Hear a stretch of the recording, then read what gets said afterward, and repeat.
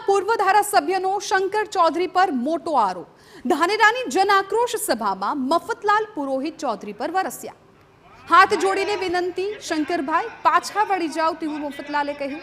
જ્યારે પસ્તાવો થશે ત્યારે તમારા હાથમાં કંઈ નહીં હોય। દર વખતે વિધાનસભાની બેઠક બદલીને તિજોરી ભરી, મોટી મોટી તિજોરીમાં નોટોના બંડલ ભર્યા। પોતાનો અહંકાર સંતોષવા શંકર ચૌધરીએ ગરીબને દુખી કર્યા। જિલ્લા વિભાજનનો નિર્ણય બનાસકાંઠા માટે આફત સમાન। શંકર ચૌધરી સમાજને જોડવાનું નહીં તોડવાનું કામ કરે છે। આ તમામ નિવેદનો મફતલાલ તરફથી સામે આવ્યા। ધન અને સંપત્તિ આવે ને જાય છે મિત્રો, કોઈએ કોઈની સાથે લઈને ગયું નથી। અને મહેરબાની કરીને હું તો હાથ જોડીને વિનંતી કરું છું, શંકરભાઈ તમે પાછા વળો। આ માર્ગે જઈને કોઈ સુખી નથી થયું।